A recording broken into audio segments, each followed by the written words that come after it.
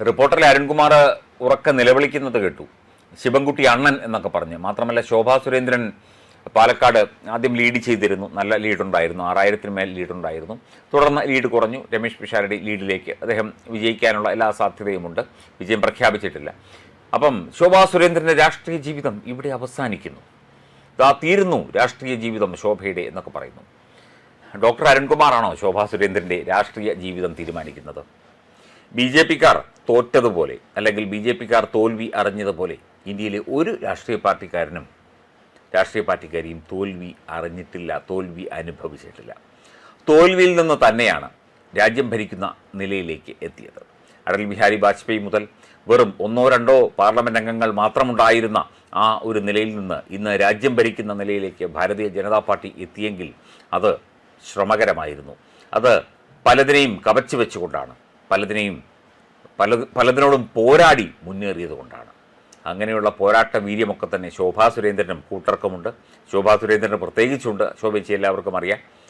തോറ്റു എന്ന് വിചാരിച്ച് രാഷ്ട്രീയ ജീവിതം അവസാനിക്കുകയല്ല, പുതിയ രാഷ്ട്രീയ ജീവിതം തളിർത്ത് പടർന്ന് പന്തലിക്കുകയാണ്. തോൽവിയിൽ നിന്നാണ് വിജയങ്ങൾ ഉണ്ടാകുന്നത്.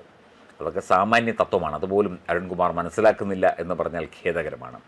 അവർ ഇനിയും മത്സരിക്കും. അവരെന്നല്ല, ബി ജെ പിയിൽപ്പെട്ട എല്ലാവരും ഇനിയും മത്സരിക്കും, പലകുറി തോക്കും. പക്ഷേ തോറ്റ് ഒടുവിൽ വിജയം മാത്രം വരുന്ന അവസ്ഥയിലേക്ക്, അല്ലെങ്കിൽ വിജയിക്കുക മാത്രം വരുന്ന ആ ഒരു സ്ഥിതിവിശേഷത്തിലേക്ക് ബി ജെ പിയും എൻ ഡി എയും ഒക്കെ എത്തിപ്പെടും.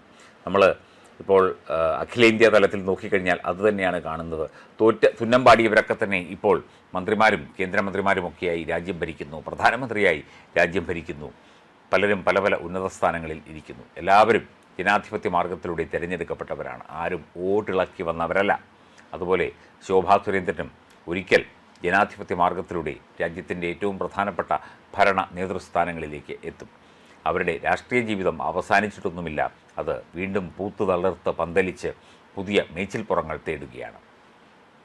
ഇവിടെ തോറ്റാണ് വിജയത്തിലേക്ക് ബി ജെ പി നടന്നെടുത്തത്. ഇത്രയും കാലം അങ്ങനെയായിരുന്നു, ഇനിയും അങ്ങനെ തന്നെ ആയിരിക്കുകയും ചെയ്യും. തോൽവി ഒരു പ്രശ്നമൊന്നുമല്ല. തോൽവി ഒരു പ്രശ്നമേ അല്ല ഭാരതീയ ജനതാ പാർട്ടിക്കും പ്രവർത്തകർക്കും നേതാക്കൾക്കും.